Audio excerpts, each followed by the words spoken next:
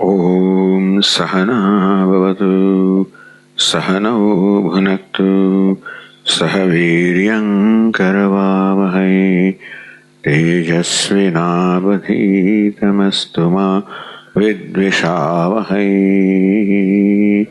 ओम शांति शांति शांति। ओम पूर्णमदः पूर्णमिदं पूर्णात् पूर्णमुदच्यते पूर्णस्य पूर्णमादाय पूर्णमेवावशिष्यते। ओम शांति शांति शांति। श्रुतिस्मृतिपुराणानाम् आलयं करुणालयं नमामि भगवत्पादं शङ्करं लोकशङ्करं शङ्करं शङ्कराचार्यं केशवं बादरायणं सूत्रभाष्यकृतौ वन्दे भगवन्तौ पुनः पुनः। ईश्वरो गुरुरात्मेति मूर्तिभेदविभागिने व्योमवद्व्याप्तदेहाय दक्षिणामूर्तये नमः। ॐ पार्थाय प्रतिबोधितां भगवता नारायणेन स्वयं व्यासेन ग्रथितां पुराणमुनिना मध्ये महाभारतम् अद्वैतामृतवर्षिणीं भगवतीम् अष्टादशाध्यायिनीम् अम्ब त्वामनुसन्दधामि भगवद्गीते भवद्वेषिणीम्। यं ब्रह्मा वरुणेन्द्ररुद्रमरुतः स्तुन्वन्ति दिव्यैस्तवैः वेदैः साङ्गपदक्रमोपनिषदैः गायन्ति यं सामगाः ध्यानावस्थिततद्गतेन मनसा पश्यन्ति यं योगिनः यस्यान्तन्न विदुःसुरासुरगणाः देवाय तस्मै नमः। चतुर्विधा भजन्ते माम् जनाः सुकृतिनोऽर्जुन आर्तो जिज्ञासुरर्थार्थी ज्ञानी च भरतर्षभ तेषां ज्ञानी नित्ययुक्तः एकभक्तिर्विशिष्यते प्रियो हि ज्ञानिनोत्यर्थम् अहं स च मम प्रियः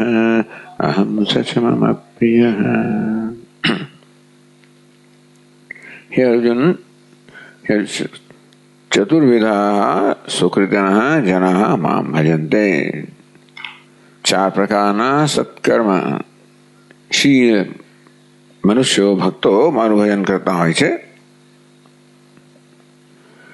तेषामपि मद भजन पराणाम भेद अस्ति। एवा मारा भजन ने भरेला एवा चार प्रकारना भक्तो मारो भेद છે। तो सुकृतिना એટલે કે પૂર્વ જન્મમાં આ જન્મમાં પૂર્વ જન્મમાં જેમાં નિષ્કામ કર્મ કરીને આ પ્રકારે પુણ્ય પ્રાપ્ત કર્યું છે એવા આર્ત જિજ્ઞાસુ અર્થાર્થી અને જ્ઞાની। આર્ત એટલે જેને જીવનમાં કંઈક આધ્યાત્મિક વગેરે કઈ પીડાઓ છે જે મુક્ત થવા માંગે છે। જિજ્ઞાસુ નિત્યાનિત્ય વિવેક દ્વારા આત્મતત્વને જાણવા માંગે છે। अर्थार्थी अही कामस्वे के कोई सुख के तत्साधन काम ने अर्थ कामना इच्छा धरावे छे। आवा त्रण एक कक्षा मूकवामां आवे। आ त्रण जे छे सगुण भगवानना भक्तो छे। अने चौथो छे जे ज्ञानी जे ब्रह्म ज्ञानी छे। तो उत्पन्न ज्ञानस्य जेने ज्ञान जन्मेलुं छे अप्रतिबद्धत्व सिद्धे। એ જ્ઞાનમાં જે પ્રતિબંધો છે એ દૂર કરવા માટે એ મારું ભજન કરે છે. અર્થાત જેને આપણે નિધિધ્યાસન કહીએ, જ્ઞાન નિષ્ઠા પ્રાપ્ત કરવા માટે. તો આર્તાદય ત્રય મામ સગુણ ઈશ્વરાખ્યમ ભજંતી. પહેલા ત્રણ છે જેને ઈશ્વર કહેવાય, સગુણ હું છું, મારું ભજન કરે છે. જ્ઞાની તું નિર્ગુણ મામ પરમ બ્રહ્માખ્યમ ભજતી. જયારે જ્ઞાની છે એ નિર્ગુણ છું, પરમ બ્રહ્મ છું, ભજન કરે છે. ઇદમેવ અહમ ઇતિ ભજન કયા પ્રકારનું છે જ્ઞાનીનું? ઇદમેવ અહમ ઇતિ સ્વાત્મના અનુસંધત્તે. આ બ્રહ્મ જ હું છું એ પ્રકારે બ્રહ્મનું સ્વાત્મતા અનુસંધાન કરે છે. એ પ્રકારે જ્ઞાનીનું ભજન કર્યું.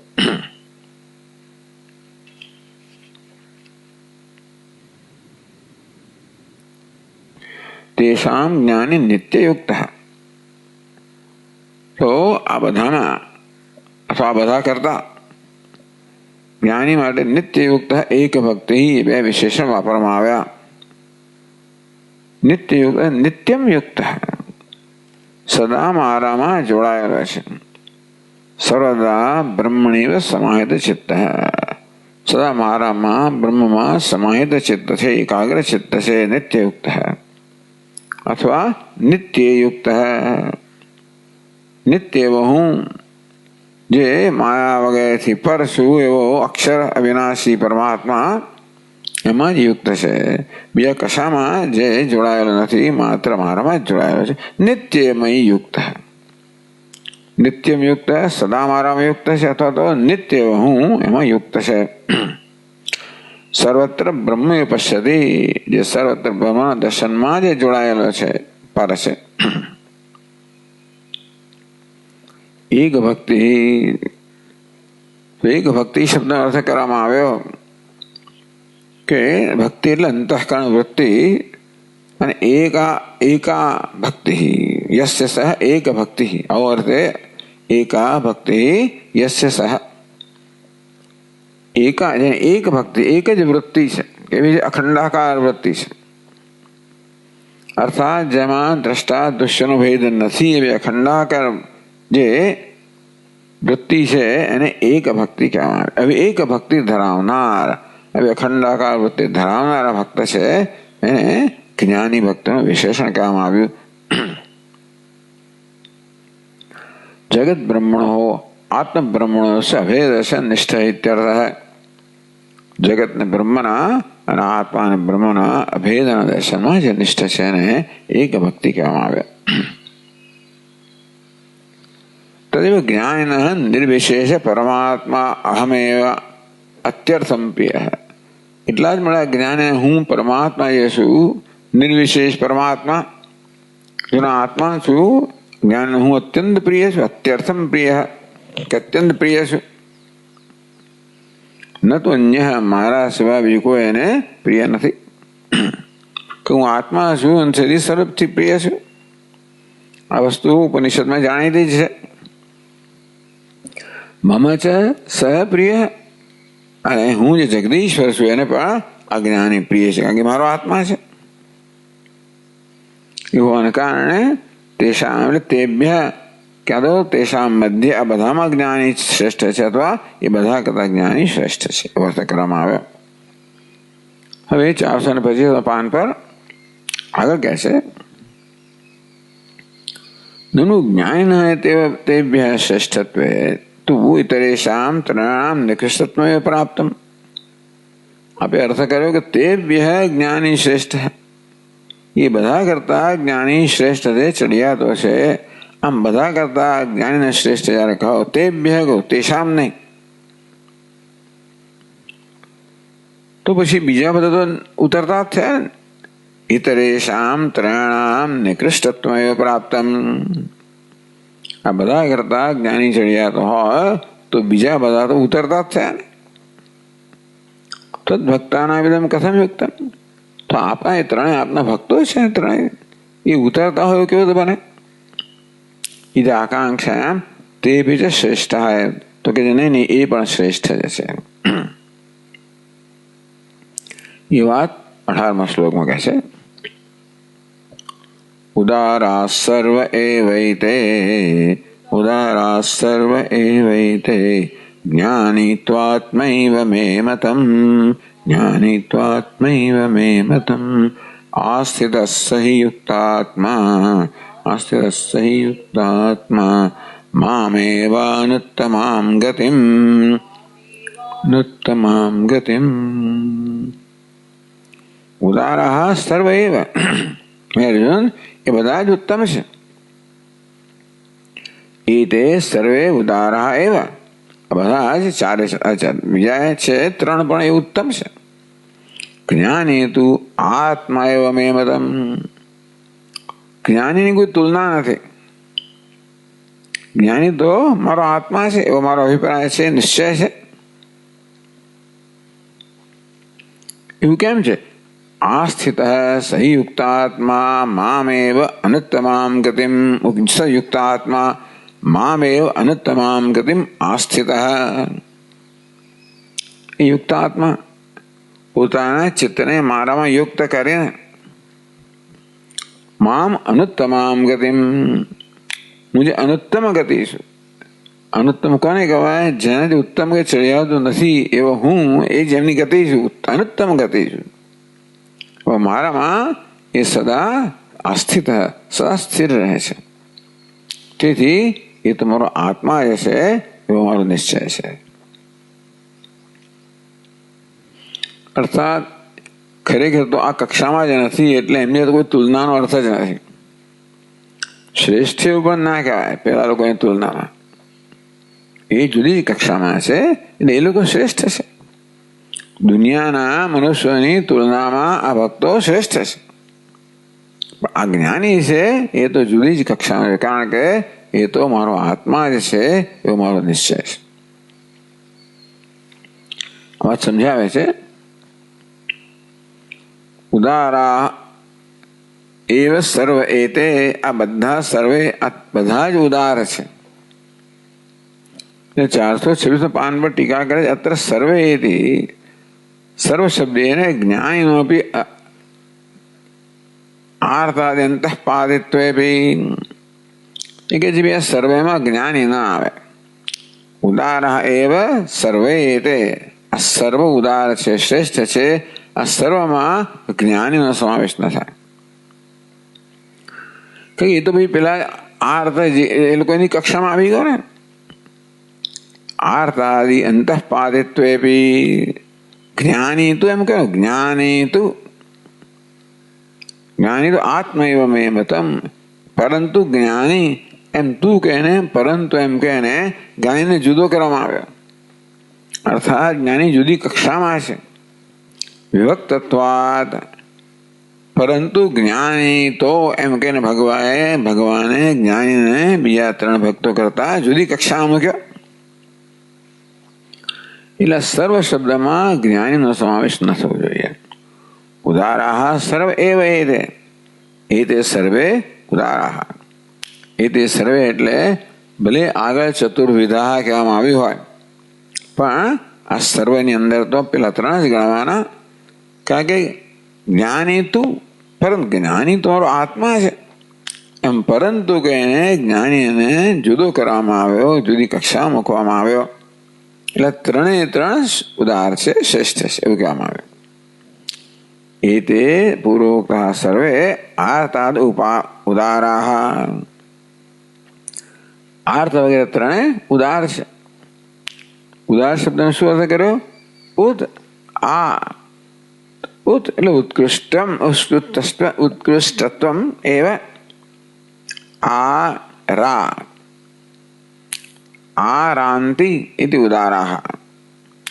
ઉદ આરા રા દાને આરા એટલે આ દાને.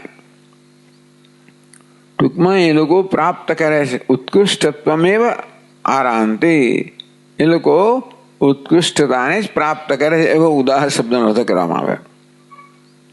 એટલે બધી વિદ્વત્તાનો ઘણો આગળ તો છે. ટૂંકમાં ઉદારનો અર્થ કરવામાં ઉત્કૃષ્ટ ચાલો. પણ ઉદારનો અર્થ ઉત્કૃષ્ટ કેવી રીતે થાય એ વ્યાકરણ દ્રષ્ટિએ સમજાવ્યું કે ઉદાર શબ્દને ઉદ આ અને રા આ જે છે તો ઉપસર્ગો છે, રા ધાતુ છે, રા દાને રાતી. તો આ પ્રકારે ઉત્કૃષ્ટત્વ આરાંતે એ ઉત્કૃષ્ટત્વને પ્રાપ્ત કરેલા છે, એને યોગ્ય છે એવા ઉદાર શબ્દ કર્યો ઉત્કૃષ્ટ. એ લોકો ઉત્કૃષ્ટ છે. હવે એમાં જ્ઞાનીની વાત નથી કરી, તો ઉત્કૃષ્ટ કોની તુલનામાં છે? મદ ભજન વિમુખી ભૂત મીમાંસકાદિભ્ય શ્રેષ્ઠા એ ભવંતી. આ મીમાંસકોના બીજા બધા લોકો જે મારા ભજન વિમુખ છે ને, આ મારા ભજનને અભિમુખ ભલે આરતો હોય ગમે તે હોય, પણ છેવટે આરતીમાંથી મુક્ત થવાય મારું ભજન કરે છે. તો મારું ભજન કરનારા જ નથી જે લોકો મીમાંસકો વગેરે, જેમને તો મારી બાદ બાકી કરી નાખી છે. કૃષ્ણ સ્વામીજી આ ગીતામાં મીમાંસકો ક્યાંથી આવ્યા? ગીતા તો મીમાંસકોની પહેલા નહીં. મીમાંસકો વૈદિકો છે. એટલે ગીતામાં એ લોકોનો યામ ઇમામ પુષ્પિતામ વાચમ બીજા અધ્યાયમાં કહેવામાં આવ્યું પ્રવદંતી. આ બધા મીમાંસકોનો ઉલ્લેખ કરવામાં આવ્યો. જે લોકો વેદના અર્થવાદને સાચો માનીને સ્વર્ગને જે માને છે એ મીમાંસકો.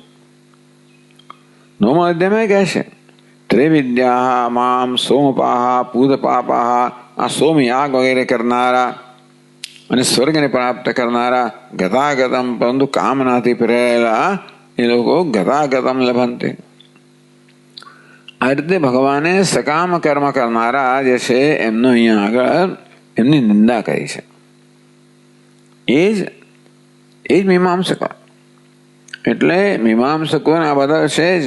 અરે બહુ શૂન્યવાદનો નિર્દેશ તો છંદો કેમ કરવામાં આવ્યો?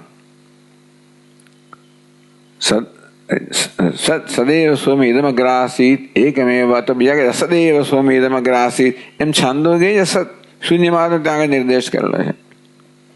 એવું માની લઈએ કે કદાચ ગૌતમ બુદ્ધ વગેરે હાજર હોય કે ના હોય, પણ એ પ્રકારની વિચારસરણી તો હોવી જોઈએ.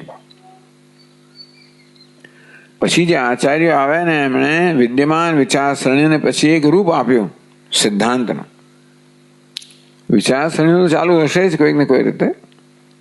ચાલો, એટલે જે લોકો આ પ્રકારે એમની ફિલોસોફી જેવી છે, એવું તત્વજ્ઞાન છે જેમાં ઈશ્વરનો સમાવેશ જ નથી, એ લોકો ક્યારે ઈશ્વરનું ભજન કરવાના જ નથી. એમના કરતા આ લોકો ઉત્કૃષ્ટ છે, શ્રેષ્ઠ છે. કેમ? યસ્માદ મદર્પણ બુદ્ધ્યા કર્માનુષ્ઠાનમ ચિત્ત શુદ્ધિ. કારણ કે એ લોકો મને સમર્પણ કરે છે કર્મ. અયમેવ પરમેશ્વરી જ્ઞાનમ મદ ભજનમ ચ. એમને જ્ઞાન છે, ચિત્ત શુદ્ધિ છે, આ જ પરમેશ્વર છે એવું જ્ઞાન છે જે શાસ્ત્રમાં કહ્યું છે. તો મદ ભજનમ છે અને વળી મારું ભજન કરવું. એમનામાં ઈશ્વરાર્પણ બુદ્ધિથી કર્મ કરવું, ઈશ્વર તત્વનું જ્ઞાન હોવું અને મારું ભજન કરવું અત્યંત દુર્લભમ. આ બધી વસ્તુઓ ભલે આર્તો હોય કે અર્થાર્થી હોય ગમે તે હોય, પણ આટલી વસ્તુ એનામાં છે જ કે જે કર્મ કરે ઈશ્વરને અર્પણ કરે છે, ઈશ્વર વિશે જ્ઞાન ધરાવે છે અને આ પ્રકારે ભગવાનનું ભજન કરે પોતાની રીતે, ભલે સકામ ભજન કરતો હોય. એ પ્રાપ્ય મામ એવ ભજનતે તસ્માત એ તેષાં શ્રેષ્ઠત્વ. અને તેથી આ બધું મારું જ ભજન કરે છે. ભલે એ બધા સકામ ભક્તો છે, એમને સગુણના ભક્ત કયા, પણ ખરેખર સકામ ભક્તોમાં ખરા. ત્યાં કહેવામાં આવ્યું કે 3 છે સકામ ભક્તો છે, જ્ઞાની નિષ્કામ ભક્ત છે. એ રીતે જ્ઞાનીને જુદી કક્ષામાં મૂકવામાં આવ્યો. અથવા તો આ બધા સગુણના ભક્તો છે, જ્ઞાની નિર્ગુણનો નિર્વિશેષ ભક્ત છે, એ તો અહીંયા જુદો મૂકવામાં આવ્યો.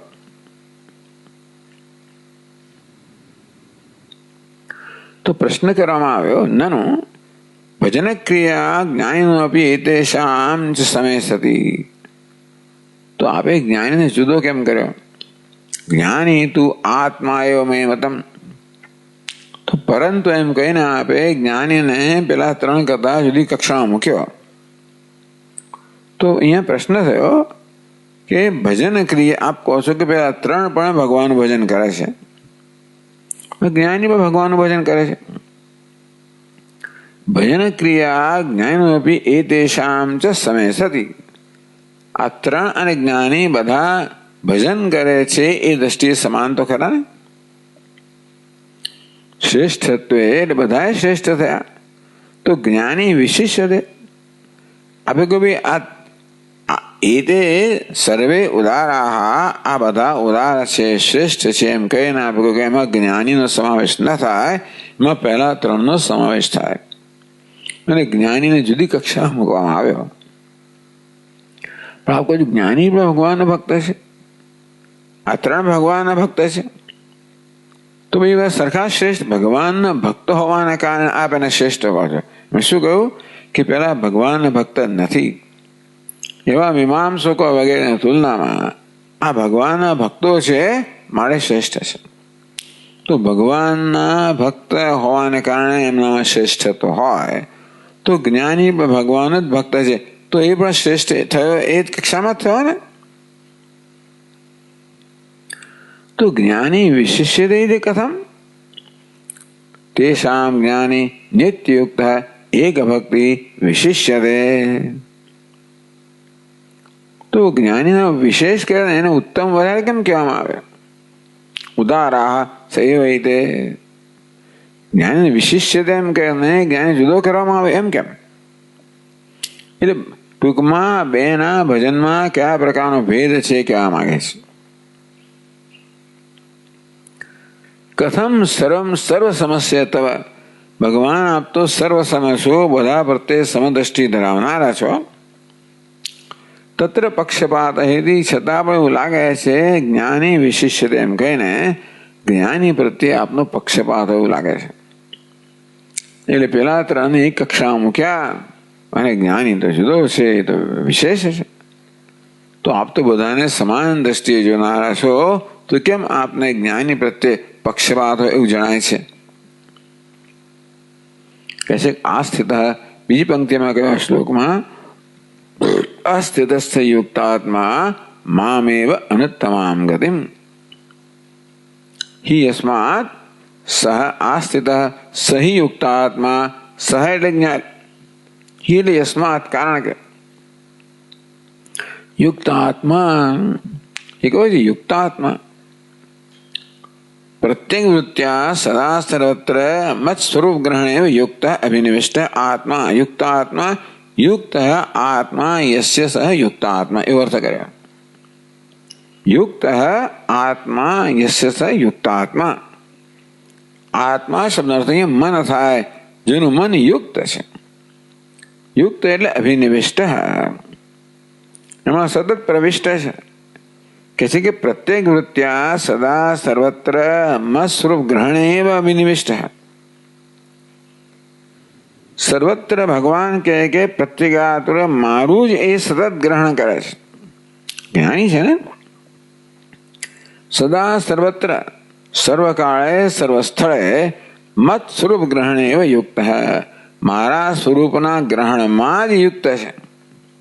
પણ કેવી રીતે? પ્રત્યેક વૃત્ત્યા, ટૂંકમાં નિર્વિશેષ હું એને પ્રત્યેગાત્મા થયા જ સતત એ લોકો એમાં એમનું ચિત્ત ચોંટેલું છે, એમાં યુક્ત છે, એમાં જ અભિનિવિષ્ટ છે, એમાં જ પ્રેમ ધરાવનારું છે. માટે એ લોકો જુદા છે. પેલા બધા મને પ્રત્યેગાત્મા થયા ચિંતા નથી કરતા, એ લોકો મને એમને કદાચ જુદો માનીને મારું ભજન કરે છે. આ છે મને પોતાનો આત્મા માનીને મારું ભજન કરે છે. એટલે કહ્યું હિ યસ્માત સહ યુક્ત આત્મા, એક વસ્તુ છે. બીજું મામેવ અનુત્તમામ ગતિમ આસ્થિત. હું જે અનુત્તમ ગતિ છું એમાં જ આસ્થિત છે, એમાં સ્થિત છે, એ સમજાવે છે. અનુત્તમામ ગતિમ, અનુત્તમામ કોને? અનુત્તમામ. તો અનુત્તમામ એટલે શું?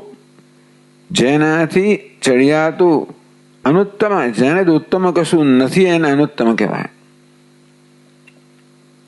કેમ? આનાથી કશું ઉત્તમ નથી. આ ગતિ છે અનુત્તમામ ગતિ. જીવનમાં ગતિ કહો, ધ્યેય કહો, ઘણા છે. આ ગતિ કેવી છે? અનુત્તમ ગતિ છે. અર્થાત જેનાથી ચડિયાતી કોઈ ગતિ નથી. આ ગતિમાં શું છે કે એને ચડિયાતું કઈ નથી. આ ગતિના શું એવા લક્ષણો છે? કહે છે યસ્ય નિત્યત્વેન. આ ગતિ કેવી છે? નિત્ય છે. નિત્યત્વેન, મહત્વેન, સૂક્ષ્મત્વેન. ટૂંકમાં પરમાત્માના લક્ષણો છે બધા. પરમાત્મા રૂપી ગતિ. ગતિ એટલે ધ્યેય. ગતિ જ્ઞાનેનૈવ એકેન ગમ્યતે ઇતિ ગતિ. ગતિ શબ્દ શું અર્થ કર્યો? ગમ્યતે ઇતિ ગતિ. જેને જે પ્રાપ્ત થાય છે, જેને પહોંચવામાં આવે છે એનું નામ ગતિ. કઈ ગતિ છે? પરમાત્મા. અયમેવહમ ઇતિ મામેવ પરમ બ્રહ્મ. અયમેવહમ ઇતિ. આ પરમાત્મા શું છે પ્રકારે? મામેવ પરમ બ્રહ્મ. હું જે પરમ બ્રહ્મ છું. ચિદેકરસમ અદ્વિતીયમ અહમર્થમ કૃત્વા. સતત ભગવાન કે હું જે પરમાત્મા ચિદેકરસ છું, અદ્વિતીય છું, એને જ અહમર્થમ કૃત્વા, એને જ અહમ કરીને એ લોકો સતત એની અંદર જ જોડાયેલા છે. અર્થાત સતત મારું જ આત્મતયા અનુસંધાન કરનારા છે. એટલે હું કેવો છું? નિત્ય છું. નિત્યત્વેન, મહત્વેન, સૂક્ષ્મત્વેન. પરમા સા કાષ્ઠા સા પરાગતિ. એવી કઠોપને કહેવામાં આવ્યું. અનુત્તમ ગતિ કહો કે પરાગતિ કહો, તો ત્યાં આગળ ઇન્દ્રિયભ્ય પરાહ્યર્થા અર્થેભ્યશ્ચ પરમ એમ કરીને મહાનતાની આખી એક પરંપરા બતાવવામાં આવી. તો આ પરમાત્મા સૌથી મહાન છે, સૌથી ચડિયાતો છે, સૌથી સૂક્ષ્મ છે. મહત્વેન, સૂક્ષ્મત્વેન, આંતરત્વેન. ત્યાં કઠોપને કહેવામાં આવ્યું છે આખું. ઇન્દ્રિયભ્ય, ઇન્દ્રિયથી અર્થ ચડિયાતા છે. અર્થ કરતા મન ચડિયાતું છે. મન કરતા બુદ્ધિ ચડિયાય છે. બુદ્ધિ કરતા મહત્તત્વ ચડિયાતું છે. એના કરતા અવ્યક્ત ચડિયાતું છે. એના કરતા પરમાત્મા ચડિયાતું છે. એનાથી કોઈ ચડિયાતું નથી. આ ચડિયાતું કઈ રીતે? સૂક્ષ્મતામાં ચડિયાતું, મહાનતામાં ચડિયાતું, વ્યાપકતામાં ચડિયાતું, આંતરત્વમાં ચડિયાતું. આનંદત્વેન, તેમ સૂક્ષ્મતા તેથી એની આનંદની માત્રામાં ચડિયાતું.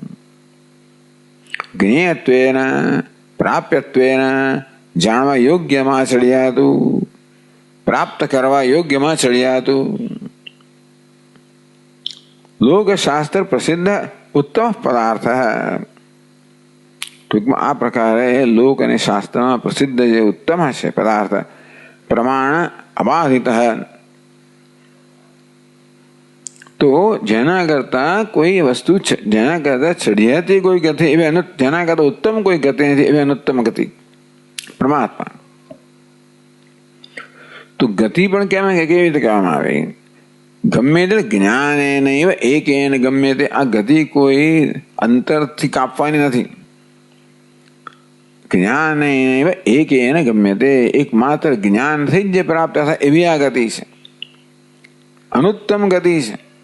અનુત્તમ કેમ છે? એનાથી ઉત્તમ કશું જ નથી. આ કેવું છે?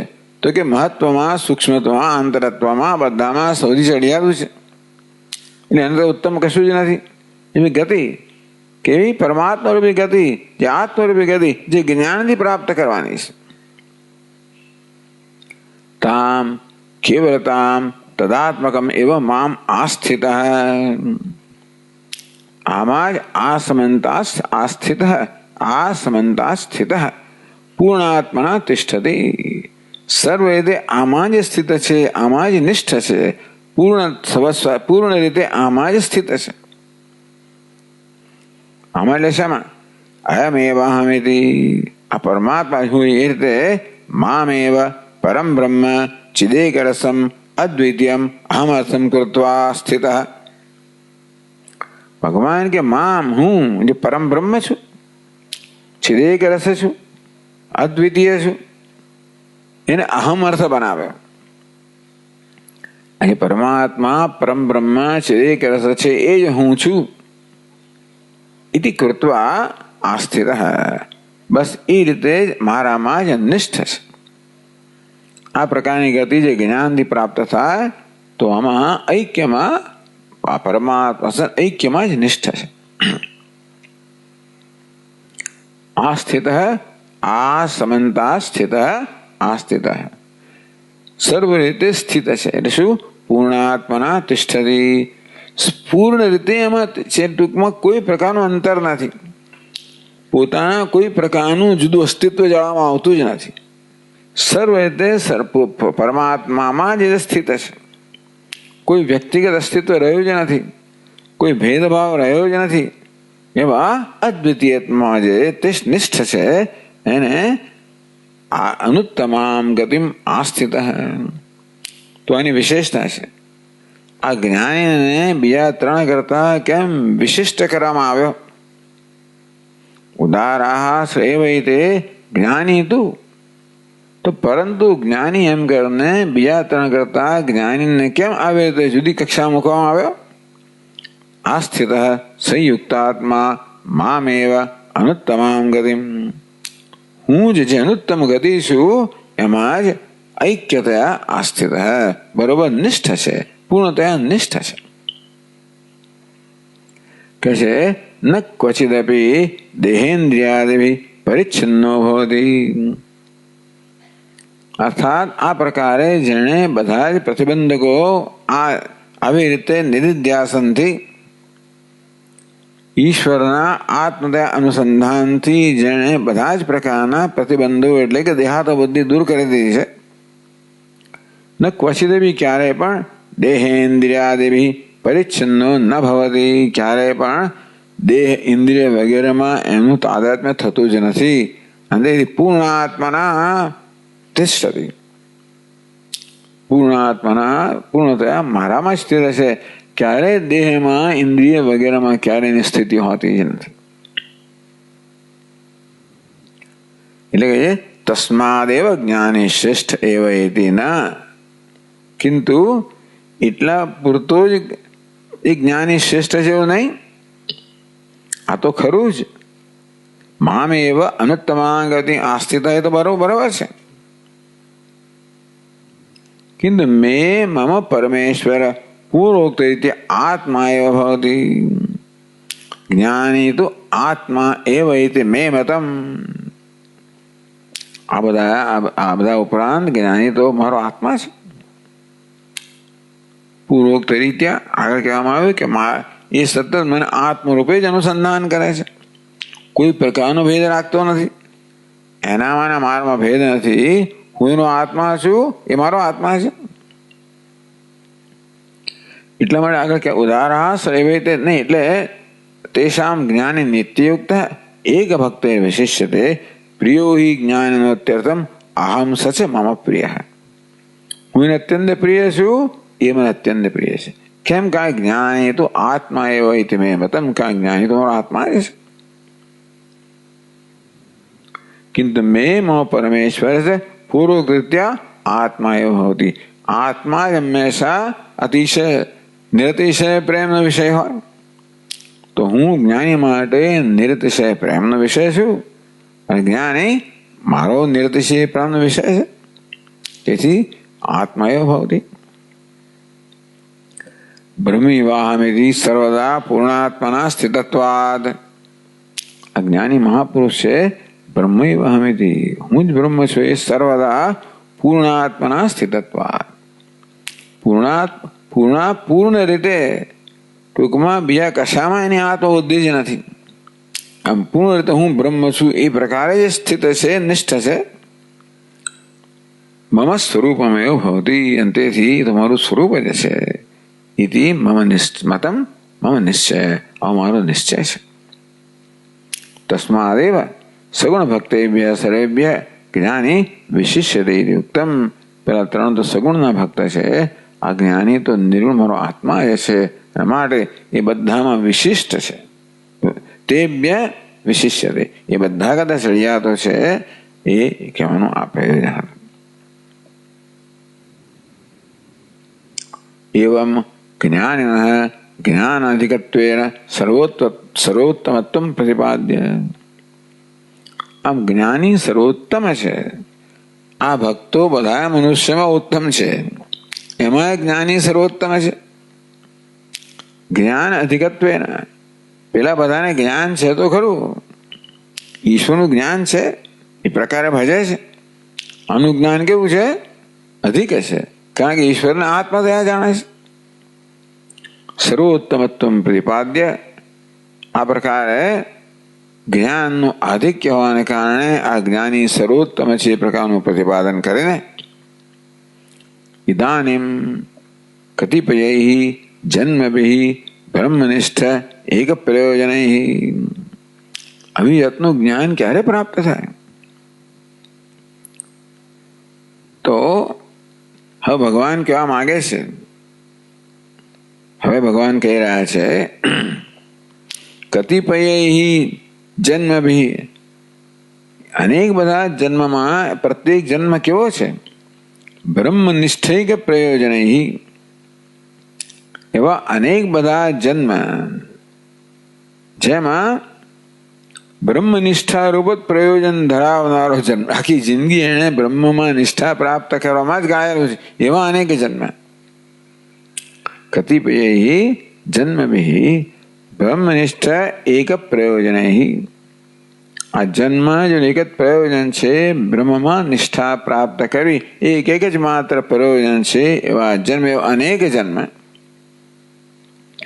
સમ્યક પરિપક્વ વિજ્ઞાનેન, એમ કરતા કરતાનું વિજ્ઞાન પક્વ થતું જાય છે. સમ્યક પરિપક્વ, સારી રીતે પરિપક્વ એટલે શું? વિનષ્ટ અશેષ પ્રતિબંધકેન. જ્ઞાનની પરિપક્વતા એટલે શું? આ જ્ઞાન નિષ્ઠામાં જે પ્રતિબંધો છે એ બધા પ્રતિબંધો દૂર થવા. વિનષ્ટ અશેષ પ્રતિબંધકેન, આમ આવા અનેક જન્મની સાધનાના પરિણામે જેના બધા જ પ્રતિબંધો દૂર થઈ ગયા છે. વિનષ્ટ અશેષ, એ કોઈ શેષ પ્રતિબંધ રહ્યો નથી. સર્વમ બ્રહ્મૈવ પશ્યતઃ, આ રીતે સર્વ બ્રહ્મ જે પ્રકારે જ દર્શન કરનારો, આવો જે મહાત્મા, આવો જે મહાત્મા છે. એવમ સમુત્પન્ન જ્ઞાન છે ફલમ, આવા મહાત્મા માટે સમુત્પન્ન જ્ઞાન છે, જેનું આ પ્રકારનું જ્ઞાન છે એનું ફળ છે વિદેહ મુક્તિ પ્રતિપાદયતિ. આ ટીકાકરણ વિદેહ મુક્તિ એ બહુ મોટું ફળ છે ટૂંકમાં. એટલે વિદેહ મુક્તિ આ હવે 19મા શ્લોકમાં ભગવાન અનેક જન્મમાં આ જ્ઞાનમાં નિષ્ઠા પ્રાપ્ત કરાવી, અનેક જન્મના પરિણામે એ નિષ્ઠામાં જે કોઈ પ્રકારના પ્રતિબંધો હતા, એટલે વાસના મનોનાશ, વાસનાક્ષય, તત્વજ્ઞાન, આ બધા દ્વારા જેની વાસનાનો ક્ષય થઈ ગયો છે, જેના મનની બહિર્મુખતાનો નાશ થઈ ગયો છે, અને માટે મન કોઈ પ્રકારના પ્રયત્નો વગર આત્મનિષ્ઠ છે. આવો જે નિષ્ઠ જ્ઞાની છે એનું ફળ શું છે? વિદેહ મુક્તિ. વિદેહ મુક્તિ ફળ છે એવું 19મા શ્લોકમાં ભગવાન પ્રતિપાદન કરે છે. બહૂનામ જન્મનામંતે, બહૂનામ જન્મનામંતે જ્ઞાનવાન મામ પ્રપદ્યતે, જ્ઞાનવાન મામ વાસુદેવ સર્વમિતિ, વસુદેવ સર્વમિતિ સમાત્મા સુદુર્લભ સમાત્મા.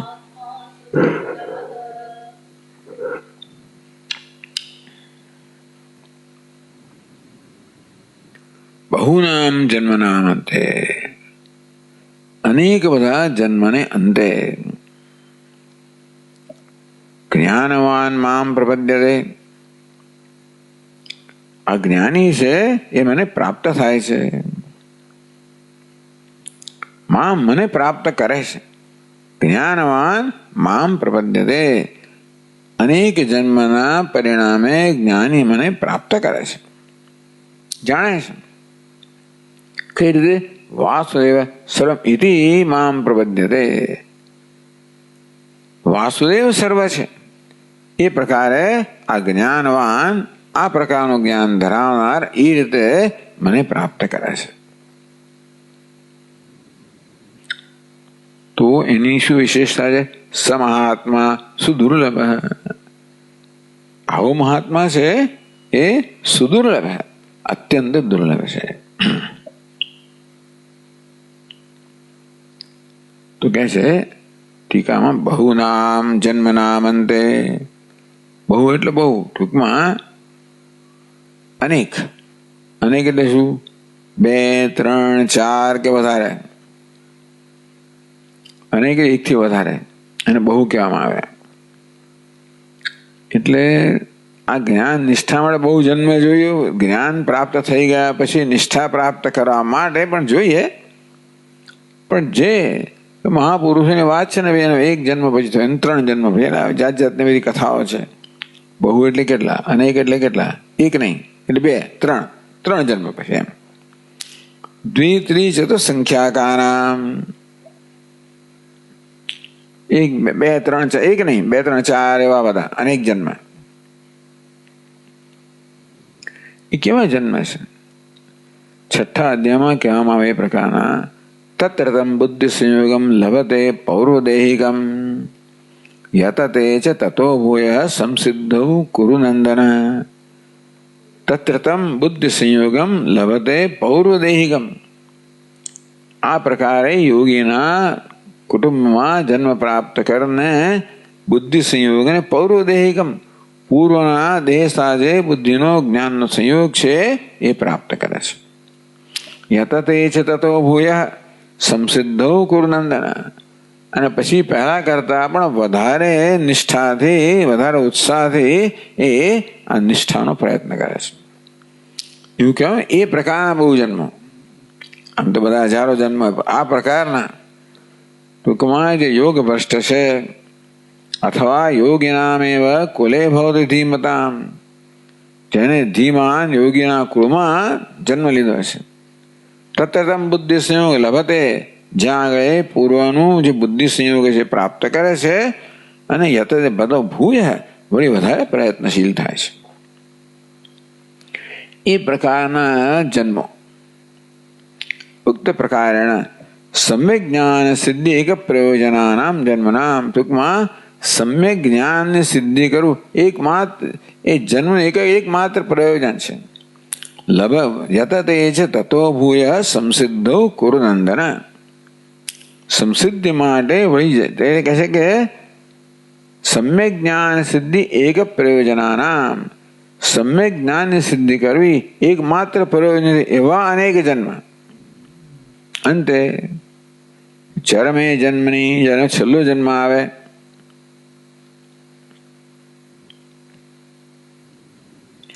પ્રાક્તનયાપી આધુનિકયા છે સમાધિ નિષ્ઠયા. અત્યારે પણ એના જેનો સમાધિ નિષ્ઠા છે, પણ પૂર્વના જન્મમાં સમાધિ નિષ્ઠા હતી અને આ જન્મમાં સમાધિ નિષ્ઠા. નિશેષ વિનિષ્ઠ વિપરીત ભાવ કારણ કોટિતયા. નિશેષ વિનિષ્ઠ વિપરીત ભાવ, બધા પ્રકારના વિપરીત ભાવ જે છે એ સંપૂર્ણ રીતે એના કારણ કોટી થયા. આ બધા વિપરીત ભાવના કારણનો બધો વિનાશ થઈ ગયો છે. વિપરીત બુદ્ધિ એટલે પોતાને આત્મામાંથી ચલાયમાન કરનારી બુદ્ધિ, જેને આપણે કહીએ સ્વાભાવિક દેહાત બુદ્ધિ. તો નિશેષ વિનષ્ટ વિપરીત ભાવ કારણ કોટી થયા. આ વિપરીત ભાવનું કારણ અનેક બધા હોય છે. એ બધા વિપરીત ભાવ જન્માવનારા જે કારણ છે એ બધાનો નાશ થઈ ગયો. શેનાથી? સમાધિ નિષ્ઠયા. સમાધિમાં નિષ્ઠાને કારણે આ વિપરીત ભાવના બધા કારણનો નાશ થઈ ગયો. બ્રહ્મવિદ, આવો બ્રહ્મજ્ઞાની છે, બહુનામ જન્મનામ અંતે વાસુદેવ સર્વમિતિ. તો વાસુદેવ સર્વમિતિ અપ્રતિબદ્ધ વૃત્ત્યા સર્વસ્ય વાસુદેવ માતૃત્વ જ્ઞાનવાન. વાસુદેવ સર્વ વાસુદેવ છે એટલે શું? અપ્રતિબદ્ધ વૃત્ત્યા, કોઈ પ્રકારના પ્રતિબંધ વગર સહજ રીતે સર્વત્ર વાસુદેવના જ દર્શન કરવા. સર્વત્ર વાસુદેવનું જ્ઞાન ધરાવનારો અવજ્ઞાની જ્ઞાનવાન. બહુનામ જન્માનામ તે જ્ઞાનવાન મામ પ્રપદ્યે વાસુદેવ સર્વમિતિ. એ સમજાવ્યું.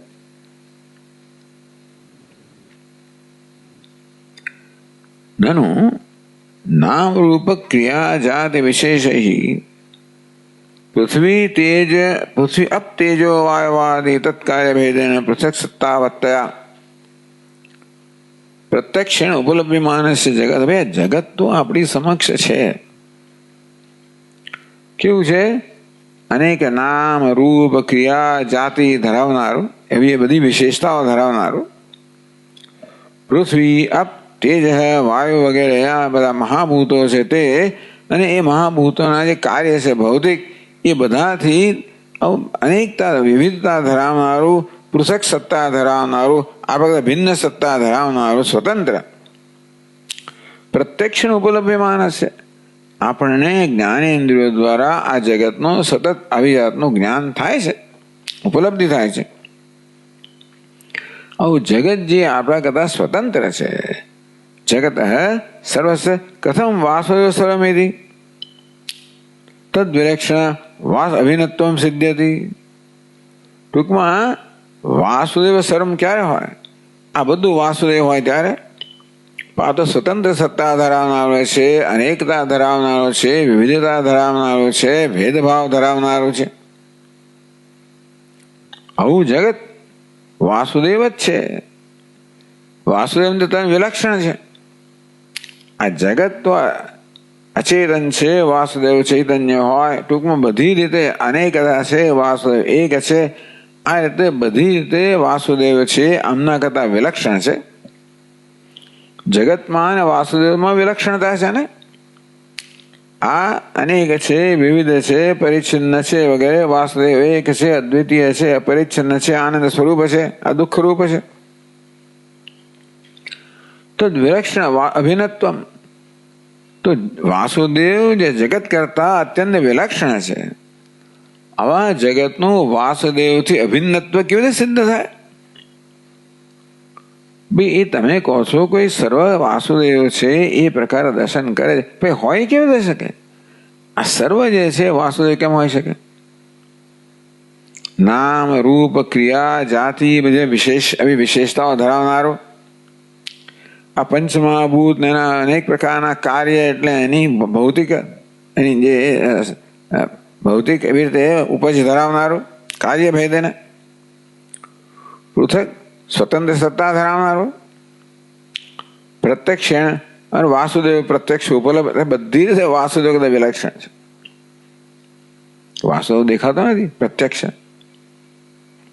પૃથક સત્તા ધરાવતો નથી, એ કાર્ય નથી, ઉપજ નથી, એમાં નામ રૂપ ક્રિયા વગેરે કોઈ વિવિધતા નથી. તો આ પ્રકારે જગત જે વાસુદેવ કરતા તદ્દન વિલક્ષણ છે. તો અજ્ઞાની પુરુષ કેવી રીતે વાસુદેવ સર્વમ, વાસુદેવ સર્વ છે એવી રીતે કેવી રીતે? પહેલા તમે બતાવો ભાઈ કે આ સર્વ વાસુદેવ હોય કેવી રીતે શકે? ત્યાર પછી દર્શન થાય ને. એ છે કૃષ્ણ ના ના આ સર્વ વાસુદેવ છે કેવી રીતે? 428 પાન કે શ્રુતિ યુક્તિ બી વિચાર્યમાણે. આના માટે આપણે વિચાર કરવો પડે.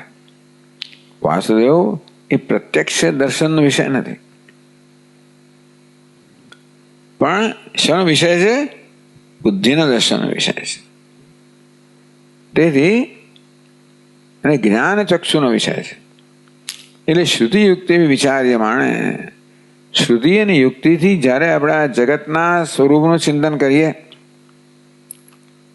નામ રૂપાદેહ તદ વિશિષ્ટસ્ય જગતોપી, આ નામ રૂપ ધરાવનારું, એનાથી એવી વિશેષતા ધરાવનારો જગત બ્રહ્મ સત્તા વ્યતિરેકેણ સત્તા સિદ્ધે. આ જગત છે ને ભલે નામ રૂપની વિશેષતા ધરાવનારું હોય, પણ શ્રુતિ અને યુક્તિથી જ્યારે વિચાર કરવામાં આવે કે આ જગતનું વાસ્તવિક સ્વરૂપ શું છે, ત્યારે ખબર પડે કે ભાઈ બ્રહ્મથી કોઈ ભિન્ન સત્તા ધરાવનારું નથી. અસ્તિ ભાતિ પરમ રૂપ નામ ચેત્તમ ચ પંચકમ આદ્યત્રયમ બ્રહ્મરૂપમ જગદરૂપમ તતોદ્વયમ. અસ્થિ ભાતિ પ્રિય છે એ જ બ્રહ્મરૂપ છે, આ રૂપ અને નામ છે જગત રૂપ છે, પેલું અધિષ્ઠાન છે આ કેવો છે? અધ્યારોપ છે. મૃદિ ઘટવત મરૌ જલવત બ્રહ્મણી કલ્પિત છે. માટીમાં જેમ ઘણાની કલ્પના કરવામાં આવે કે પછી રણમાં જેવી રીતે, મરુભૂમિમાં જેવી રીતે ઝાંઝવાના જળની કલ્પના કરવામાં આવે, તેવી રીતે બ્રહ્મરૂપે અધિષ્ઠાન પર આ નામ રૂપા જગતની કલ્પના છે. તને સત્ય નથી. ભલે પ્રત્યક્ષ દેખાતું હોય, પણ વિચાર કરવામાં આવે તો સમજ પડે કે આ સત્ય નથી. ભલે ઝાંઝવાનું જળ દેખાતું હોય, સત્ય નથી. ભલે ઘડો દેખાતો હોય, સત્ય નથી, કલ્પિત છે. એટલે પ્રત્યક્ષ તમને એનું જ્ઞાન થાય, મળે સત્ય છે એવું નથી, કલ્પિત છે. બ્રહ્મણી કલ્પિત છે જગત સતી સત્તા સંભવે નામ રૂપ જાત્યાદિ અનેકત્વ લક્ષણ સિદ્ધેત. ટૂંકમાં આ પ્રકારે આ જગતની પોતાની સત્તા હોય તો પછી આ નામ રૂપ જાતિનો બધો ભેદ હોય કે પછી બ્રહ્મ પાસે વિલક્ષણ હોય, પણ એની સ્વતંત્ર સત્તા જ નથી. તદ અભાવાત તદ અસિદ્ધે. આ જગતની સ્વતંત્ર સત્તા નથી, પણ એ જગત વાસુદેવ અધિષ્ઠાન છે અને જગત કલ્પિત છે. અને તેથી કલ્પનાની કલ્પિત છે એ અધિષ્ઠાનથી ક્યારે પણ ભિન્ન નથી હોતું. તદ અનન્યત્વમ આરમ્ભ શબ્દાદિભ્ય. આ જગત કેવું છે? બ્રહ્મથી અનન્ય છે. અર્થાત વ્યતિરેકેણ સત્તા અભાવ, બ્રહ્મથી વ્યતિરિક્ત એની સત્તા નથી. એ વિચારથી જાણવાનું છે. વિચાર ન કરવાને કારણે સત્ય પણ દેખાતું નથી. વસ્તુ એવી છે ને કે બધું આપણે નામરૂપ જાતિ બધી વિશેષતાઓ પ્રત્યક્ષ જણાય છે. એ સત્ય છે તો બુદ્ધિનો નિશ્ચય છે. આપણને ઇન્દ્રિયો નથી કહેતી કે આ સત્ય છે. ઝાંઝવાનું જળ છે દેખાડે આપણી આંખો તો, એ જળ સત્ય નિશ્ચય બુદ્ધિમાં થાય છે. ત્યાં વિચાર કરવામાં આવે કે ભાઈ જળના ગુણ આમાં છે કે નહીં, એ ભાઈ ખબર પડે આ તો મિથ્યા છે. તે જગત સત્ય છે, સ્વતંત્ર સત્તા ધરાવનાર છે, એ કોઈ આપણી પ્રત્યક્ષ પ્રમાણ નથી કહેતું. એ તો બુદ્ધિનો ભ્રમ છે. એટલે વિચાર ન કરવાને કારણે જે વાસ્તવમાં કલ્પિત છે એને સત્ય માનવામાં આવે છે. તો શ્રુતિની યુક્તિ વડે દ્વારા એની મદદથી વિચાર કરવામાં આવે ત્યારે ખબર પડે કે આ જે ભાસમાન છે એ વાસ્તવમાં કેવું છે? માત્ર આભાસ છે. સ્વપ્નમાં જેવી રીતે જગત એ પ્રકારે જ ભાસતું હોય છે, તે રીતે પણ આ જાગ્રત જગત પણ એ જ પ્રકારનું છે. એ રીતે બુદ્ધિનો નિશ્ચય બદલાય, બીજો ફેર ના પડે. પણ છેવટે અગત્યની વસ્તુ બુદ્ધિનો નિશ્ચય જ છે. એ મારો શત્રુ છે, મિત્ર છે, સારો, આ બધા બુદ્ધિનો નિશ્ચય જ છે. તેમાં સત્ય મિથ્યા બુદ્ધિનો નિશ્ચય છે. અને આ રીતે જયારે વિચાર કરવામાં આવે ત્યારે આપણે જોઈ સમજી શકીએ કે જગતની કોઈ સ્વતંત્ર સત્તા નથી. એ બ્રહ્મથી સ્વતંત્ર સત્તા ધરાવનાર નથી, વાસુદેવથી સ્વતંત્ર સત્તા ધરાવનાર નથી. નહીં ઘટસ્ય મૃત સત્તા વ્યતિરેકેણ પ્રમાણે સત્તા નિરૂપયિતુમ શક્યતે. આમ ઘડાની માટી કરતા જુદી સત્તાનું નિરૂપણ કરવું શક્ય નથી. ઘડો છે કેમ છે? કારણ કે માટી છે. માટી છે કેમ છે? કારણ માટી છે.